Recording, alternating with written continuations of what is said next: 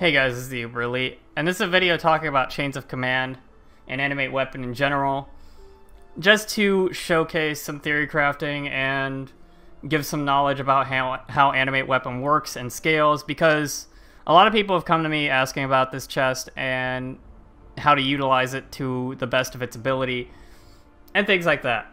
Now, I'm not going to have access to this chest for a little bit because I'm still doing some things on SSF. I may transfer over soon to try it out myself, but we will see. So to explain the chest, it has a lot of bonuses to animated items. Highly recommend checking it out. It's called Chains of Command. It's a saintly chainmail. The important things are that whenever Animate Guardian kills an enemy, it will animate a copy of it as an Animate Weapon. And then there's also a small chance that it happens whenever an Animate Weapon kills an enemy, but you can't have any non-animated minions. They'll also get an automatic melee splash. So, first things to know about this is that the Animate Weapons will use the supports in the chest, but you will need to have your own Animate Guardian gem, and as the chest doesn't give it to you itself. So, with that, let's go into theory crafting about how to utilize Animate Weapon. Now, the first things first, and something you all know that bothers me a lot about minions these days, is accuracy. Now, there is the argument of Necromancer versus Champion, but Necromancer gives so many benefits to Animate Weapon with Puppet Master and Mistress of Sacrifice alone that I think that Champion just gets beat out by this. One, you need a lot of additive damage, and Necromancer gives you a lot of additive damage by itself. Two, Mistress of Sacrifice gives 30% duration. Puppet Master gives movement speed, which is extremely important, and 40% minion duration. And so the Necromancer tree, in my opinion, kind of wins out here just because of the quality of life stuff and the important stats that are needed here. Yes, Champion has the accuracy ignoring thing with taunt, but you're not going to be hitting everything all the time, so you're going to have problems with that. Yes, it gets movement speed, but that doesn't make up for the amount of things that Necro gets with the duration. It's important to note that duration scales extremely well on Animate Weapon as well, because it has a 37.5 second base duration. So any percent duration you can get extends that duration substantially. So how do you solve the accuracy as a Necro, though? You need to have either Lacoste with hits can't be evaded, or you need to have a weapon on your Guardian with hits can't be evaded. Now, to explain this, I have a few different setups. This is a character that I played in Harbinger League. There's no Abyss Jewels on this. This is just using Anger, Wrath, Haste on Generosity with the Victoria's Influence chest. These are level 20 Anger, Wrath, and Haste. So this is an elemental scaling build, which I'll get into why elemental over physical later. Now, to start off, I have this Kongor's Undying Rage, which I deleted the hits can't be evaded from it. I'll put in another Kongor's with the hits can't be evaded. And if you see here, we have 118k DPS with this elemental scaling build. This includes having Equilibrium with cold damage.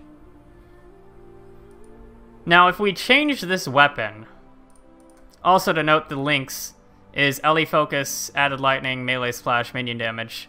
Obviously, I have the Splash in there. It's a level 20 Animate Weapon. But yeah. Anyways, so Kongor's doesn't really scale elemental that well. It's a slow weapon, but it has that important stat of hits can't be evaded. If we compare it to what would be considered a high tier elemental foil, which is top tier fire, top tier lightning, because we're debuffing fire and lightning res, and top tier attack speed, look at what happens to the DPS. It only goes up by about 1,000. And that's because of the accuracy. The accuracy bonuses are extremely, extremely important here because of this chance to hit. Their base accuracy is extremely low. Even using the added accuracy gem, you'll only probably get this up to about 80% on high level targets. And so, hits can't be evaded is extremely important. Now, why do I go elemental over physical? The reason is that physical it's very hard to scale. Yes, Animate Guardian gets a lot of physical damage bonuses, and so does Animate Weapon, but it's really hard to scale it past that point. One is because of the slow weapon bases, especially on the hits can't be evaded weapons. Two is because there's not a lot of sources of flat added physical. Yeah, there's chance to bleed, but you can't use that on minions. It's not allowed to support minions. You can get it on Abystuals, but, you know, that's only so much. And so you have something like Anger and Wrath, where you can put that on Generosity, and that's tons upon tons of flat damage. And on top of that, with the simple use of using a vegan weapon that's 1.6 base and putting 16% attack speed on it, which vegan would be able to put 15%, but still, kind of besides the point, because look at how much a hits can't be evaded, 16% attack speed foil, or claw would do. 157k. That is a very, very big deal. The flat elemental damage auras allow it to be scaled not only by, you know, weapon elemental damage on the weapon, but also a high attack speed base. Not to mention that it's just a vegan weapon that has hits can't be evaded on it, and you could literally just mastercraft like 15% attack speed on it, and that right there is a usable weapon. So for damage scaling, elemental just takes advantage of so many things, and also you're also able to use added lightning damage as a support, which is a pretty big deal. So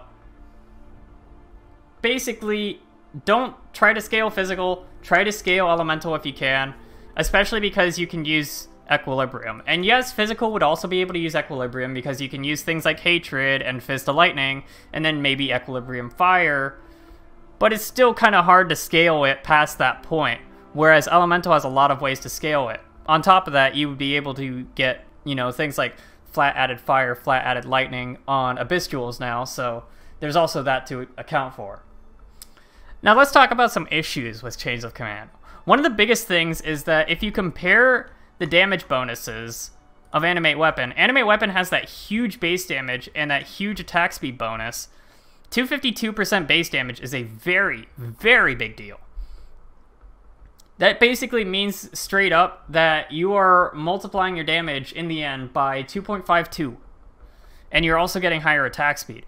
So more often than not, Animate Weapon is what's going to be getting the kills, especially because it straight up outnumbers the Animate Guardian. Problem with Animate Guardian is it doesn't have any increased base damage. It's just gaining increased physical damage, which is also additive with minion damage, so on and so forth. If it's scaled base damage, Animate Guardian would be... like, this chest would be a lot better because Animate Guardian would actually be getting kills here and there, but it's rarely ever going to get kills once you get the first few Animate Weapons up, which is kind of a problem. So the 10% chance is what's going to happen most of the time once you get the first few minions out, and so you run into problems with that, and that's kind of low considering, you know, most maps have like 500 to 600 mobs before any like Shaper or Elder mobs being added, or, you know, Sextants or whatever. And that's kind of a problem because, you know, every so often you're going to be running maps that aren't influenced. So you're going to need something like Writhing Jars, you might need a Val Breach, or the good thing about this chest is that it will be usable on bosses where there's not a lot of ads, or you can't charge up a Val Breach because of Dead Hand Talisman. If you drop a Dead Hand Talisman and the boss picks it up, then every time you hit it, it's going to spawn worms, and so those will be able to be killed to spawn more Animate Weapons. Just be careful of the Chaos Explosions that the worms do, because that's going to hurt. That is sort of a problem I see with it. I still look forward to like kind of testing it, but I can kind of see a problem where you're not going to be able to reach the cap often, if ever. But most of the reason I wanted to make this video is because I've seen a lot of people trying to mess around with this chest, and they're kind of doing things where it's not fully efficient because they're like scaling physical or, you know, other things like that. So I wanted to put out a few points about this. The too long didn't watch version is basically 1, minion speed is important, 2, minion duration is important, 3, make sure you have hits can't be evaded in some form added to the minions, otherwise you're wasting crap tons of DPS. And 4, elemental is more than likely better than physical for the purposes of an animate weapon build, or a minion build for the most part in general, really. Anyways, this is Theuberelite signing off. Hope you guys enjoyed. I hope to try this out later, and I'm hoping to start putting out more videos soon. We will see. Anyways, I'll see you guys later. Peace out.